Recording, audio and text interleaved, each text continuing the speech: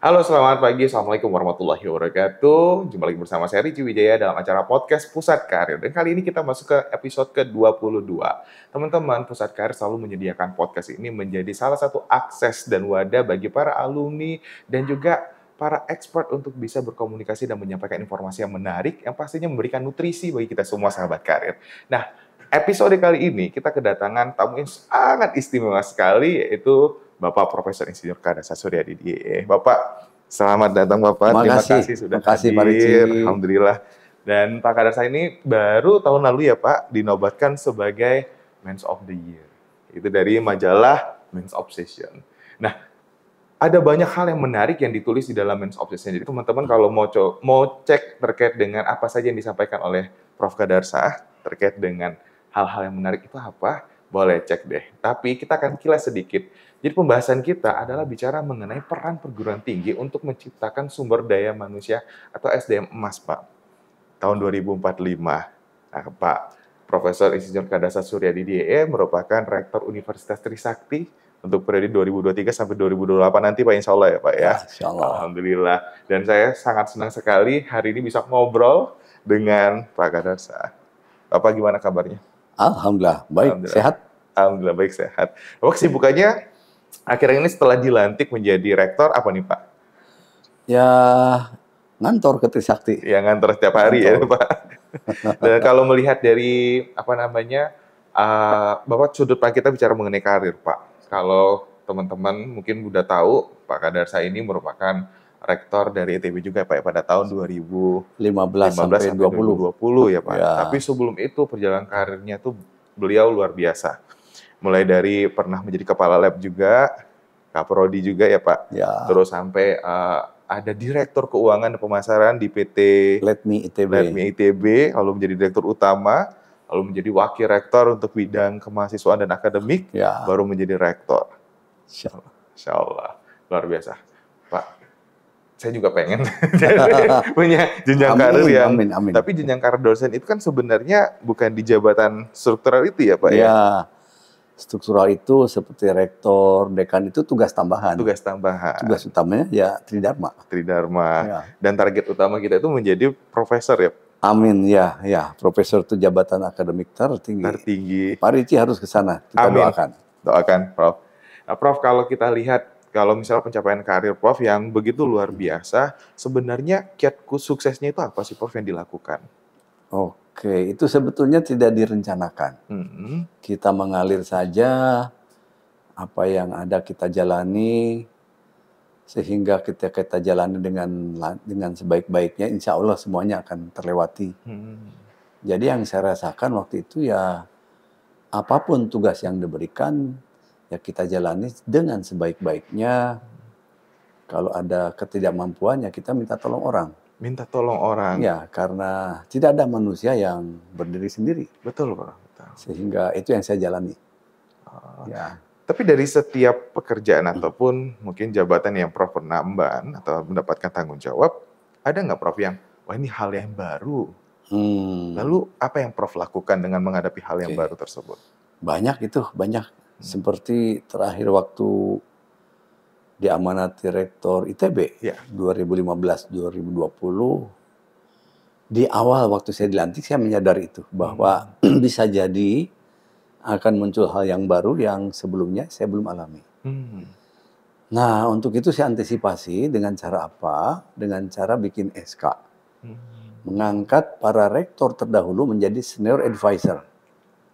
Termasuk beberapa orang wakil rektor yang prominent saya angkat, sehingga antisipasi ini terjadi. Sehingga waktu ada kesulitan ya saya tinggal undang para senior advisor. Saya tanya beliau, ternyata beliau punya pengalaman dulu dan ada solusi. Jadi saya menyadari bahwa saya bukan manusia yang sempurna. Maka dari itu saya menyadari bahwa saya perlu orang, perlu bantuan orang. Dan tadi betul Pak Ricci, bisa jadi ada hal yang baru. Tapi untuk itu kita antisipasi. Tanya orang yang punya pengalaman. Baik, dan itu menarik ya teman-teman. Jadi Prof ternyata sudah punya kiat untuk ada hal yang pasti akan terjadi ke depan sudah terbaca. Dan dibentuklah tim tersebut dan akhirnya bisa memberikan solusi yang begitu luar biasa. Sangat menolong itu. Sangat menolong. Ya, Prof. Tapi kalau untuk cara, ini kan ada satu skill sih ya Prof, yang menurut saya juga, yang tadi Prof sampaikan, mungkin nggak semua anak muda, apalagi anak muda zaman sekarang itu terpikirkan, yang bisa membaca, menganalisis sesuatu, lalu bisa memberikan problem solving yang baik. Gitu ya Prof ya. Itu kan skills yang luar biasa sebenarnya. Nah, menurut Prof, dari peran pendidikan ini, perguruan tinggi kan kita itu punya peran untuk memberikan keilmuan, nilai akademik dan sebagainya, yang kalau sesuai dengan KKN itu ada sikap, perilaku, pengetahuan, keterampilan umum, keterampilan khusus. Itu ya Prof. Nah, jadi kalau misalnya kita mau combine, apakah di perguruan tinggi saat ini sudah melaksanakan itu Prof? Ada soft skill yang juga membantu. Jadi Pak Ricci itu sebetulnya dalam menjalani pendidikan tinggi untuk para mahasiswa itu ada prinsip 4R. 4R, rasio, yang kedua raga, ketiga rasa, dan keempat religi. Rasio itu adalah ketika mahasiswa masuk perguruan tinggi. Dia dapat kurikulum untuk belajar supaya rasionya berkembang, menjadi anak yang pinter, anak yang cerdas, yang punya keterampilan tadi. Bisa melakukan sesuatu untuk yang lebih baik, yang produktif. Tapi pintar saja tidak cukup. Rasio itu kan pintar. Maka dia harus sehat, maka raga. Oleh karena itu di perguruan tinggi, kenapa para mahasiswa harus ikut kegiatan ekstrakurikuler, harus ikut organisasi kemahasiswaan, karena ada raga yang harus diuji, terutama olahraga. Iya, benar. Banyak sekali generasi muda di berbagai negara, mereka pintar, cerdas, dan badannya sehat, kuat. Kenapa? Salah satunya yang saya amati, apakah itu di Jepang, di Eropa, dan negara yang lainnya, anak mahasiswa itu kalau mau ke kampus, itu paling nggak jalan ke halte bus 500 meter, lalu turun lagi dari bus, jalan ke kampus 500 meter lagi, balik lagi 500, naik bus, balik lagi 500, minimum 2000 meter, bahkan ada yang lebih dari itu. Ketika jalan kaki itu ada harganya diuji supaya sehat. Nah di kampus pun sama, kita formalkan dalam bentuk ekstrakurikuler. Makanya kita senang sekali di Trisakti punya gym. Iya, betul. Punya Gema. Punya unit-unit olahraga. Betul. Mahasiswa dilibatkan dalam lomba-lomba kompetisi olahraga. Itu dalam rangka R yang kedua, bahwa pinter dan sehat. Tapi pinter dan sehat juga tidak cukup. Betul. Maka muncullah yang ketiga R, rasa. Yaitu harus punya empati, punya kepedulian sosial, punya soft skill yang Pak Ricci sampaikan tadi. Sehingga tadi dalam unit kemahasiswaan ada unit-unit organisasi yang sosial, budaya, kesenian, itu untuk memupuk rasa. Contoh ketika anak itu main orkestra, kan ada biola. Suara biola itu bukan sekedar masuk kuping, tapi masuk ke hati. Itu rasa yang diuji. Atau anak-anak yang nyanyi, atau ketika mereka berorganisasi, ketemu kawan-kawannya berbeda pendapat. Kan berbeda pendapat boleh saja, tapi bukan berarti harus bermusuhan. Itu empati, itu rasa yang diuji. Soft skill, bagaimana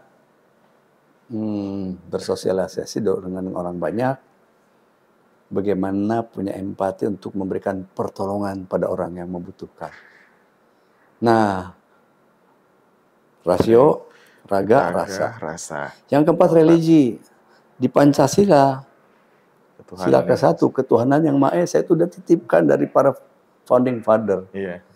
Harus kita junjung tinggi nilai-nilai luhur agama. Itu kebaikan, kemaslahatan untuk orang banyak. Rasa tadi di Pancasila, kemanusiaan yang adil dan beradab, persatuan Indonesia, kerakyatan yang dipimpin oleh hikmat kebijaksanaan, keadilan sosial, itu semuanya rasa dan religi. Jadi keempat R ini itu merupakan PR kita. Para dosen bagaimana membangun para mahasiswa sehingga memiliki jiwa 4R. Hmm. Para mahasiswa juga bagaimana dia punya tanggung jawab untuk mendalami 4R. Bukan hanya dosen dan mahasiswa, tapi tendik juga. Ya, betul. Sehingga kita menjadi satu kesatuan, satu masyarakat yang penuh harmoni. Saya sering cerita harmoni itu kan 2 orang atau lebih bergandengan tangan berjalan. Tapi dengan harmoni kita sadar.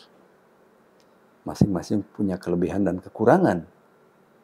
Tapi dengan kekurangan itu akan menjadi kuat karena yang kelebihan sharing, membantu yang kurang tadi.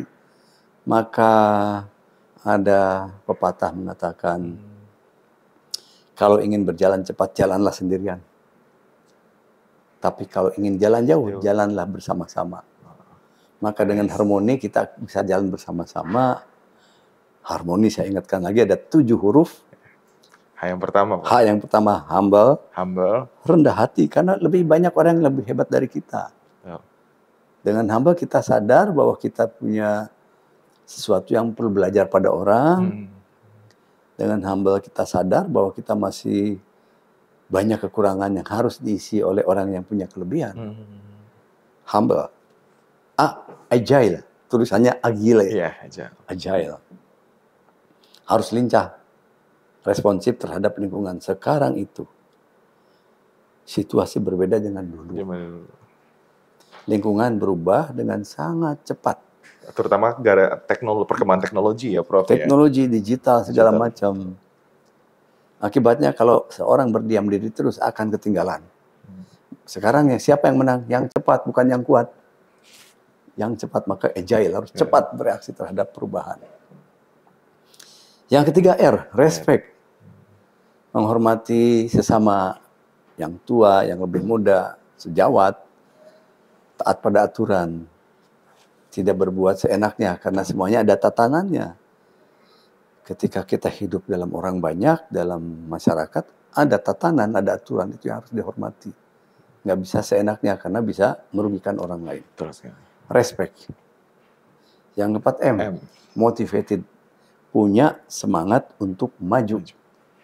Orang yang nggak punya semangat, ya sudah. Tidak akan jadi apa-apa. Tapi kadang-kadang anak muda suka bilang gini, Prof. Sebelum dilanjutkan. Saya tuh nggak dapat motivasi, Pak. Kadang-kadang harus didorong dari luar. Padahal yang paling utama tuh harusnya self-motivation-nya ya. Dari diri sendiri. Makanya tadi yang 4R ketika olahraga itu kan semangat untuk fight dalam arti positif. Orang main bola ketika gol itu semangat fight, motivasi. Orang taekwondo semangat untuk menang. Benar. Walaupun kalah enggak apa-apa, tapi ada sportif di situ.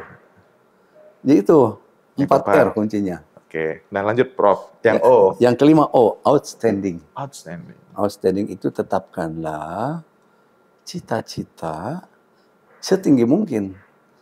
Lalu tetapkanlah kualitas sebaik mungkin. Kenapa? Dengan kualitas yang setinggi mungkin, yang sebaik mungkin, dengan cita-cita setinggi mungkin, insya Allah kita akan masuk dalam golongan orang yang beruntung. Beruntung itu apa? Esok lebih baik dari hari ini. Jangan menjadi yang merugi. Hari ini dengan kemarin sama saja. Apalagi yang celaka, hari ini lebih jelek dari yang lain. Yang kemarin. Itu outstanding. Yang keenam, N, nation. Apapun yang kita lakukan adalah untuk bangsa dan negara. Cintailah tanah air. Siapa lagi kalau bukan kita yang mencintai tanah air? Nation. Benar. Terakhir, I, integrity. Punya integritas. Tapi Prof tadi bilang nation tuh saya langsung hanyut larut, merinding, terus kayak ada sedikit rasa haru dan sebagainya karena mengingat bahwa bangsa kita itu sebenarnya dengan populasi masyarakat yang luar biasa, tapi hebatnya secara individu ya Prof. Tapi ketika bersama-sama untuk membangun, kepentingan individunya terlalu besar. Kadang-kadang jadi itu yang suka, kenapa ya seperti itu. Tapi Prof, dari bicara mengenai harmoni, terus dan sebagainya, yang saya tangkap membuat harmoni yang indah pun butuh sebuah leader. Benar ya Prof ya? Karena nggak bisa mereka bermain dengan alat musik masing-masing tanpa ada yang nge-lead. Betul. Dan saya menangkap itu Prof salah satu leader terbaik. Alhamdulillah. Boleh kasih nggak Prof, misalnya kayak kita tuh sebagai anak muda yang dikatakan leader atau leadership untuk kepemimpinan itu seperti apa sih Prof yang idealnya? Atau boleh Prof cerita dari versi Prof, mungkin Ya. bisa kita copy paste. Oke. Jadi banyak yang mendefinisikan leader adalah orang yang punya visi, leader adalah orang yang punya kemampuan memimpin orang banyak, leader adalah orang yang bisa memadukan orang banyak. Itu semuanya oke, tapi ada satu prinsip leader, adalah manusia biasa yang menghasilkan karya luar biasa. Apa itu karya luar biasa? Adalah memberikan manfaat pada orang banyak. Punya empati, memahami kebutuhan orang, membantu yang perlu bantuan. Lalu tidak segala sesuatu bukan untuk diri sendiri, tapi untuk orang banyak. Kepentingan banyak orang banyak. Jadi itu, jadilah manusia biasa yang menghasilkan karya luar biasa. Maka leader itu muncul di banyak sektor. Contoh, ada startup. Startup sekarang kan banyak nih adik-adik mahasiswa yang masuk startup. Saya waktu beberapa bulan yang lalu ada mahasiswa FEB sama dari FTI bikin alat untuk menyiram bunga secara otomatis. Itu kan memberikan manfaat pada ibu-ibu yang takut kepanasan, mau nyiram bunga atau kelupaan, dia hanya pergi keluar kota. Bener. Dibantu, ini juga leader. Memberikan manfaat pada orang yang membutuhkan, pada orang banyak. Dan sebenarnya dia punya karakter leadership tadi ya Prof ya? Betul. Jadi dipupuk daripada semangat untuk membantu orang banyak, untuk berkarya untuk orang banyak yang luar biasa. Itu Pak Ricci. Luar biasa Prof. Kalau Prof misalnya tadi ada Prof bilang ada 4R, rasio, raga, rasa, dan terakhir tadi harmoni. R yang terakhir Prof. Yang manusia biasa menghasilkan karya luar biasa. Nah, tapi dari keempat R ini kan Prof, yang pertama terkait dengan rasio. Itu bicara mengenai keilmuan. Tapi sisanya, kalau saya tangkap itu lebih kepada bagaimana kita respect, bagaimana orang punya karakter, dan sebagainya. Ternyata yang, kalau saya boleh ngambil kesimpulan sederhana sementara, Prof boleh mengatakan bahwa kita membutuhkan manusia atau sumber daya manusia atau anak muda atau generasi muda ini yang pintar boleh, tapi yang lebih diutamakan adalah bicara mengenai attitude-nya. Persis. Itu ya Prof ya? Persis. Kemarin sore sampai malam saya ketemu kawan. Beliau cerita Pak, saya waktu kuliah biasa-biasa aja. Tapi saya sadar bahwa waktu kuliah, dia berorganisasi, ketemu orang banyak. Sekarang jadi pemimpin beliau. Dia mengatakan, akademik penting, tapi bukan segalanya. Bukan segalanya. Karena ada porsi yang lebih banyak tadi yang betul. Karakter. Orang tidak perlu pintar, tapi perlu karakter. Itu. Betul. Dan untuk menciptakan 4R ini, sebenarnya aktivitasnya nggak boleh dilewatin ya Prof? Kayak raga emang harus ada aktivitas fisik. Yang dimana anak muda juga pada mageran Prof. Pada mageran, malas bergerak, jadi malas untuk beraktivitas secara fisik. Dan sehingga tadi untuk raga mereka tidak terpenuhi, kan itu kan juga bahaya ya Prof. Betul, mumpung masih muda harus olahraga. Saya ketemu seorang senior, usianya 85. Itu beberapa minggu yang lalu di Bandung. Beliau dari Jakarta ke Bandung, terus ngobrol. Bapak umur berapa? 85. Saya bilang, Pak apa resepnya? Saya dari muda sepak bola katanya. Sekarang terus olahraga. Saya tanya, gimana Pak resepnya? Beliau mengatakan, olahraga harus disiplin, jangan ditinggal. Jangan ditinggal. Saya berpikir, itu kan mirip oksigen. Iya. Setiap hari kita menghirup oksigen, berarti tiap hari pun harus olahraga. Jadi, olahraga itu penting. Saya janji habis ini saya langsung olahraga. Dan ingatkan saya, kalau nggak olahraga ingetin. Oh iya, baik. Boleh Prof. Biar kita bisa menjadi manusia yang sehat secara raga. Prof, kalau bicara mengenai perguruan tinggi, tadi kan mungkin dari sudut pandang membentuk karakter sumber manusia secara keseluruhan. Tapi kalau dilihat Prof, belakangan ini, mungkin bisa diriset itu karena informasi sudah sangat terbuka, data sudah bisa diakses begitu saja. Sehingga kita bisa melihat ada gap antara jumlah lulusan sama keterserapan di lapangan pekerjaan. Gap ini yang kemarin sempat kita bahas juga beberapa waktu lalu di komunitas untuk pusat karir. Kita bertanya-tanya, kadang-kadang perguruan tinggi melahirkan begitu banyak lulusan tanpa membuat perhitungan lapangan pekerjaannya ada atau tidak.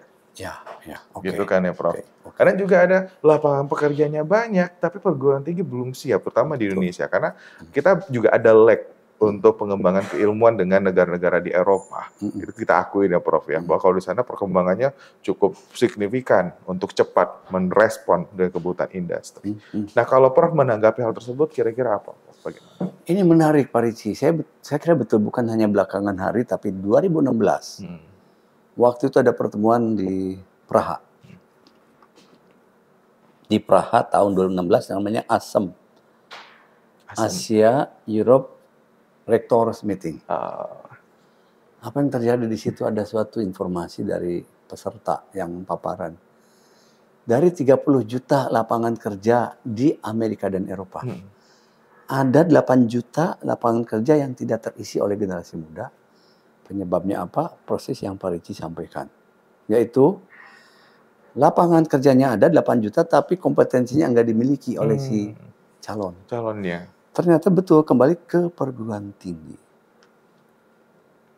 Jadi si perguruan tinggi itu sadar bahwa akibat revolusi industri keempat, banyak sekali lapangan kerja baru yang belum tentu perguruan tinggi siap mengisinya. Maka disitulah harus ada yang namanya upskilling. Jadi skill yang ditambahkan pada para mahasiswa terkait dengan perkembangan di industri. Dengan cara apa? Perguruan tinggi mengundang pakar yang sudah mengenal lapangan kerja itu, disampaikan pada para mahasiswa dan juga kepada para lulusan, pada para pencari kerja. Maka muncul sekarang yang disebut dengan apa namanya training-training singkat untuk mengisi lapangan kerja yang memang baru. Contoh kan itu yang namanya Google. Dia bikin Google Training. Iya, betul. Microsoft, IBM, dan sebagainya. Iya, betul. Sertifikat keluar bisa masuk sana. Betul. Yang belum tentu itu terisi semua dari perguruan tinggi.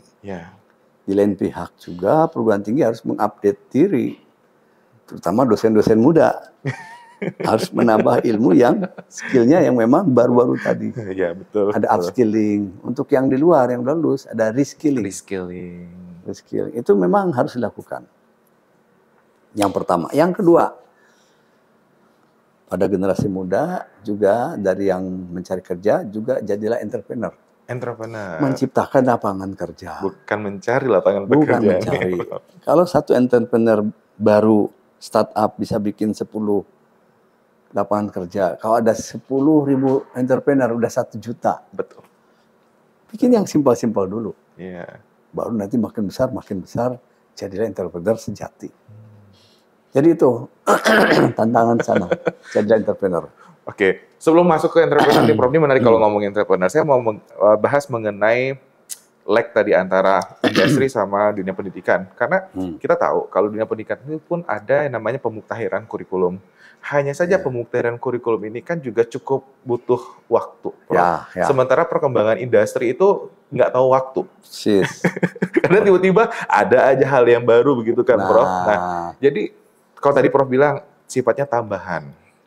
Tambahan ini apakah diatur dalam kebijakan, terutama di dalam Universitas Trisakti, Prof, terkait dengan tambahan-tambahan skill yang memang untuk melengkapi lulusan supaya kompeten dan memenuhi kebutuhan depan industri. Karena kalau bicara mengenai menunggu kurikulum berubah, itu pun kan berarti menunggu lulusannya, mahasiswa itu menjadi lulusan, Prof. Dan itu 2-3 tahun lagi. Sementara kita bicara 3 tahun lagi, industrinya udah berubah lagi. Akhirnya kan tidak match kebutuhannya. Ini fundamental, Pak Ricci.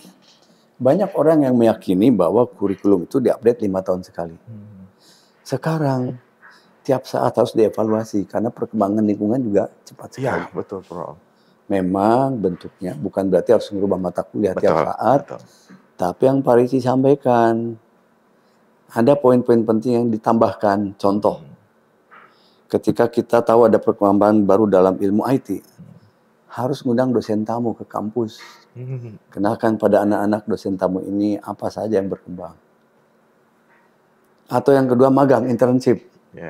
Supaya apa? Secara lebih dini, mahasiswa lebih tahu, lebih awal tahu apa yang terjadi di lapangan kerja. Betul. Yang berikutnya secara terstruktur, mestinya di setiap program studi. Sekarang sudah terjadi di beberapa fakultas. membangun yang namanya advisory board. Hmm. Siapa itu? Adalah para alumni, para praktisi, industriawan yang menjadi penasehat Ya. buat prodi tentang perkembangan kurikulum. Kurikulumnya. Betul. Sehingga evaluasi itu bukan hanya 5 tahun sekali, tiap bulan undang advisory board, Iya. kasih masukan. Saya sepakat, Prof. Itu, jadi harus dirubah paradigmanya.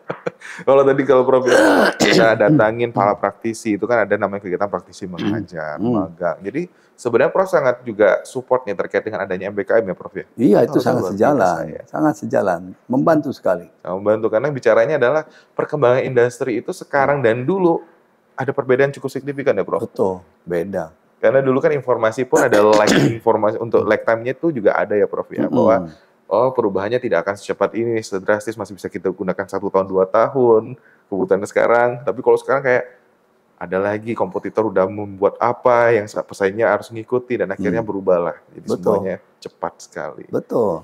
Oke, Prof. Ini bicara mengenai entrepreneur, mungkin pembahasan terakhir, Prof. Kalau itu kan kita bicara mengenai membangun sumber daya manusia emas di 2045, peran perguruan tinggi tadi udah banyak sekali insight dari Prof. Ternyata perguruan tinggi juga membuat kurikulum sedemikian rupa untuk serupa dengan pihak industri, lalu mengikuti perkembangan dengan tadi salah satunya di Trisakti ada advisor board tadi ya, Prof. Board. Dan itu sudah berjalan ya, Prof ya. Sudah jalan. Dan semoga nanti itu bisa terus running untuk semua fakultas dan program Amin, studi. amin. Nah, tapi ada satu yang saya garis bawain, Prof. Kalau bicara mengenai entrepreneurship itu kan sebenarnya karakteristik juga, membangun sebuah karakter seseorang yang basisnya adalah entrepreneurial.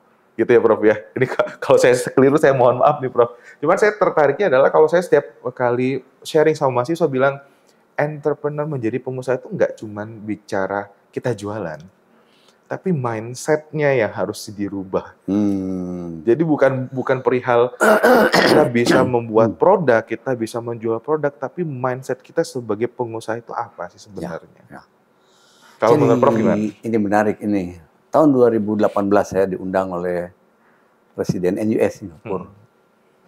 Di sana kita diundang, lalu ternyata diminta debat. Ada 4 rektor. Iya. Dari ASEAN waktu itu ada dari Vietnam, Thailand, dan Brunei kalau nggak salah, dan Indonesia. Debat tentang entrepreneur.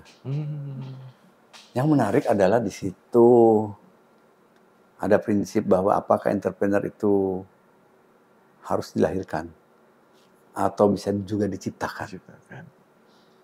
Nah, setelah kita merenung lama, baik di Indonesia maupun saya bertemu dengan kawan-kawan dari perguruan tinggi di tempat lain. Ternyata ya entrepreneur juga bisa diciptakan. Memang ada yang alami sejak kecil ikut ayah ibunya berentrepreneur, itu yang natural, yang dilahirkan. Tapi juga ada yang karena tantangan lingkungan, karena dia punya inspirasi baru yang terjadi pada saat sudah dewasa, sudah kuliah, atau sudah bekerja. Sehingga sekarang itu di Trisakti saya kasih contoh. Kita punya inkubator bisnis. Betul. Kita punya college-planner di tempatnya Bapak tuh, Pak Abu yang Pak Abu, benar. Punya program Wadwani Foundation. Iya. Itu semua adalah cara untuk turut mendukung merubah mindset mahasiswa. Memang lulusan perguruan tinggi tidak mesti 100% jadi entrepreneur. Yang terbanyak adalah profesional yang mengisi lapangan kerja. Lebih sedikit researcher peneliti. Paling sedikit itu entrepreneur. Benar, Prof. Hasil tracernya seperti itu. Mesti sedikit. Kalau banyak siapa nanti yang bekerja? Benar. Tapi saya kasih contoh. Ada prinsip mengatakan makin banyak entrepreneur di dalam suatu negeri, makin maju ekonomi bangsa itu. Amerika sudah 12%. 12%. Tapi dia masih humble. Amerika tahun 2012, Obama mencanangkan 16 November adalah hari Entrepreneur Day-nya nasional. Itu untuk membangun budaya, bangun spirit bahwa entrepreneur penting. Dia humble, enggak mengatakan aku udah 12%, aku udah maju. Enggak, dia ingin maju terus. Singapura terakhir saya dapat data di atas 8%. Maaf. Malaysia, Thailand di atas 4%. Indonesia masih di bawah 4%. It is our challenge. Iya. Tambahlah entrepreneur. Maka kalau dari sebuah perguruan tinggi, 4% saja lulusannya jadi entrepreneur.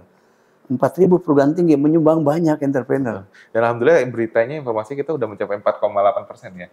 Alhamdulillah. Itu dari research tadi. Research tadi 2023. Selamat Sakti, berarti di atas rata-rata. Benar, Prof. Luar biasa, lanjut itu. Berarti Majulah. program-program yang sudah dibuat oleh masing-masing program studi fakultas dan universitas harus terus digerakkan ya, Prof ya. Apalagi dan terkait hebatnya entrepreneur. Sakti, banyak alumni yang menjadi entrepreneur yang luar biasa. Ini Betul. menjadi figur. Betul. Jadi contoh buat adik kelasnya. Benar sekali. Ya syukur deh di atas 4%. Jadi tadi Prof udah menggarisbawahi bahwa benar kalau terkait dengan entrepreneur itu bicara mengenai bagaimana kita merubah mindset seseorang, Prof. Karena walaupun bekerja, kalau dia tidak punya mindset entrepreneurial, artinya kadang-kadang kan anak muda tuh kadang gini, Prof. Ini curhatan saya dan curhatan beberapa pimpinan di mitra gitu ya, Prof. Ya. Karena mereka masuk berbekal bahwa mereka memiliki pengalaman dan pengetahuan yang di atas rata-rata. Setelah itu mereka join, tapi nggak bisa memberikan kontribusi nyata. Dalam arti kata, mereka menunggu arahan dan bekerja sesuai dengan job desk. Oke. Kadang-kadang ini plus minus ya, Prof. Oke. Ada benernya, ya benar sih, karena sesuai job desk-nya saja yang mereka lakukan. Tapi kalau dari segi mindset entrepreneurial, ini kan nggak masuk, Prof. Ya, Karena entrepreneur itu kan harus melebihi daripada ekspektasi. persis. Ya kan, Dan Prof? harus punya kemampuan inovasi. Dan inovasi itu sebetulnya analogical thinking. Analytical thinking. Saya kasih contoh 2. Satu, ketika mobil Ford tahun 1900-an. Itu Henry Ford itu si pemiliknya pusing. Ini kok produktivitas rendah sekali untuk bikin mobil. Orang bebannya tinggi. Tiba-tiba dia nggak sengaja pergi ke pasar. Ada tukang daging, buser. Iya. Tukang daging itu kan, ini misalkan sapi. Lalu ada orang yang motong, misalkan ini kakinya, kaki sapi. Lalu bergerak dengan running bear ke kanan. Di sebelah kanan orang motong ini iganya. Ini buntutnya bergerak lagi. Lalu dia katakan, loh ini yang bergerak bukan manusia. Iya. Tapi mesin, objek. Iya.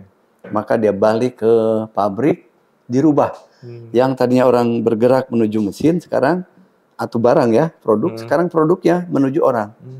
Jadi ini bikin sasis di sini orangnya, setelah selesai sasis, masuk sini, masuk ke engine-nya, orangnya tidak usah bergerak, tapi orangnya diam. Maka terjadilah peningkatan produktivitas. Terjadi inovasi proses. Kenapa proses yang lama menjadi cepat? Itu muncullah line balancing. Iya. Itu analytical thinking.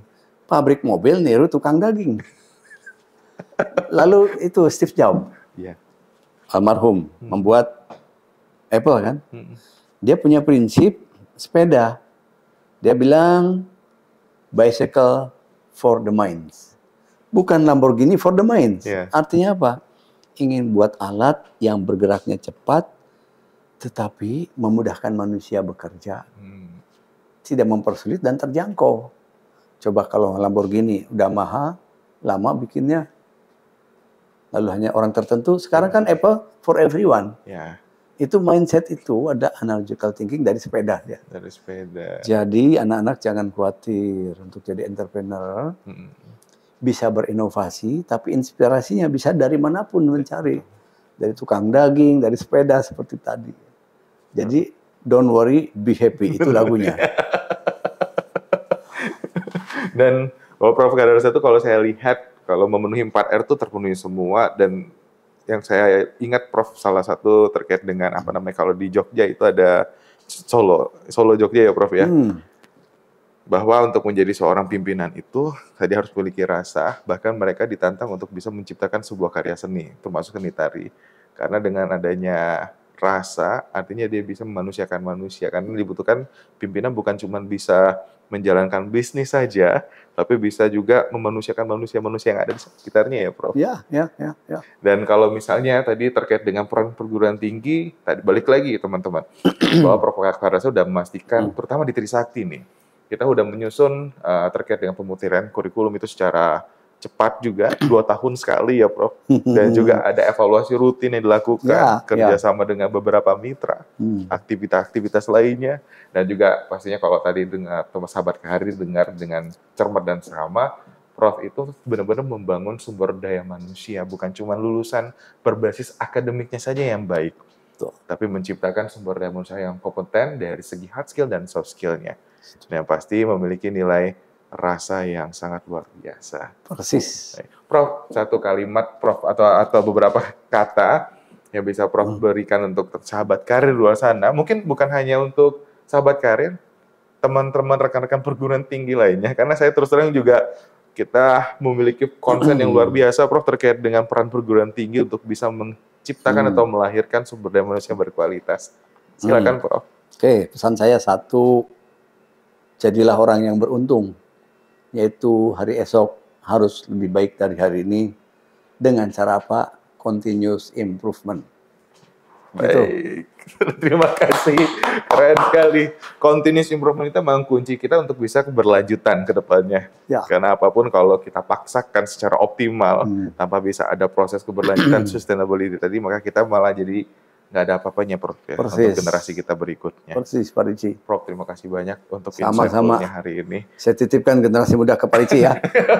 You are the future leader. Amin, insya Allah. Terima kasih mohon terus bimbingannya ya, Prof. Sama-sama. Baik, rekan-rekan sahabat karir luar sana, tadi kita sudah membahas terkait dengan bagaimana peran perguruan tinggi dan mungkin tips dan trik dan strategi teman-teman semuanya untuk bisa sukses dengan karir masing-masing. Kalau karir itu, jangan khawatir, bukan bicara mengenai karir profesional saja, tapi karir sebagai akademisi, untuk sebagai researchers, dan juga karir sebagai entrepreneur. Jadi banyak peluang di luar sana. Tinggal teman-teman bagaimana bisa memanfaatkan peluang tersebut dan mengoptimalkan skill sekalian. Oke, untuk itu sampai ketemu lagi di podcast kita berikutnya akan bersama bintang tamu ataupun narasumber lain yang masih sebagian daripada Trisakti.